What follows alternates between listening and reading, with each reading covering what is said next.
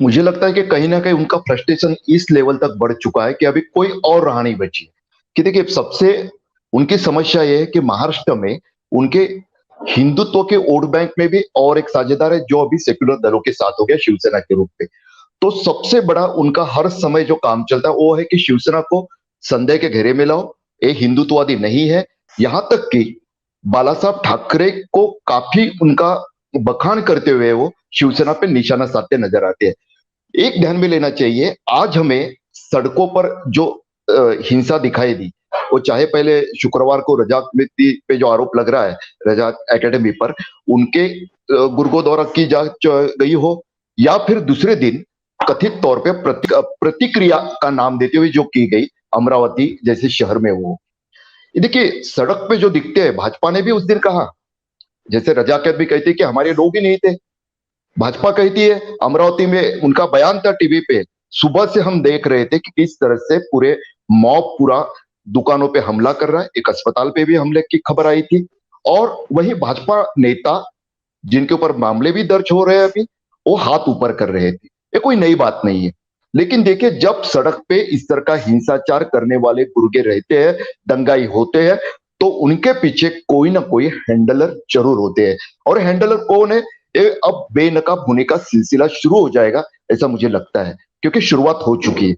बयान जो अभी अनुराग जी ने जिक्र किया, विवेक जी ने जिक्र किया, यानी इतने बेशर्म तरीके से महाराष्ट्र की राजनीति, देखिए महाराष्ट्र की राजनीति में बाला साहब ठाकरे के आक्रामक, अति आक्रामक तेवर वाली भी राजनीति महाराष्ट्र देख चुका है। लेकिन इस तरह से, जिस तरह से पिछले सप्ताह में हुआ, उसकी शुरुआत कब हुई है?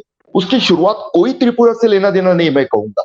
उसकी शुरुआत कब हुई आपको याद होगा मुकेश जी, कि एक चर्चा के दरमियान मैंने याद दिलाया था कि भाजपा के एक नेता मोहित भारतीय अलायंस कंबोज, इन्होंने लगातार ट्वीट पर राष्ट्रवादी कांग्रेस के नेता और यहाँ के जो कौशल्य विकास मंत्री है नवाब मलिक, उन पर निशाना साधा था। वो बार बार लगातार जिन शब्दों का उपयोग कर रहे थे वो थे मिया मिया मिया, लगातार। जबकि महाराष्ट्र में इस तरह की राजनीति, इस तरह की बयानबाजी होती नहीं है।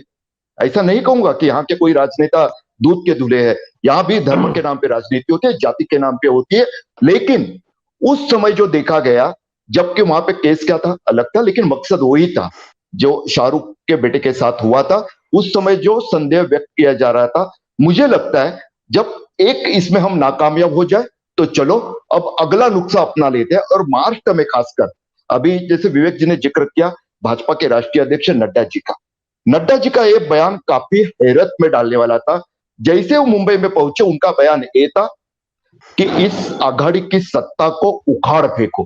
देखिए इसमें किसी को लगने वाली बात नहीं है, ये हर कोई ऐसा इस तरह का दावा कर सकता है, बयान दे सकता है। लेकिन अंदाज की बात करें, और उस समय जब महाराष्ट्र में काफी कुछ हो रहा है, घटनाएं हो रही है, बिल्कुल राजनीति अपने स्तर पे जारी रहेगी।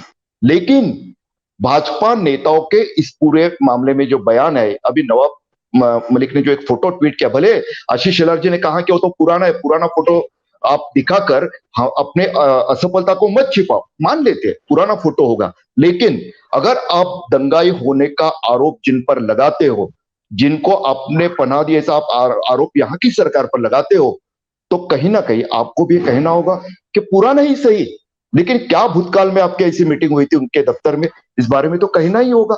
ये तो बात ऐसी हो गई कि कश्मीर में आप पीडीपी के साथ बैठ जाते तो अच्छे लोग हैं, और बाद में एकदम आतंकवादी, राष्ट्र विरोधी।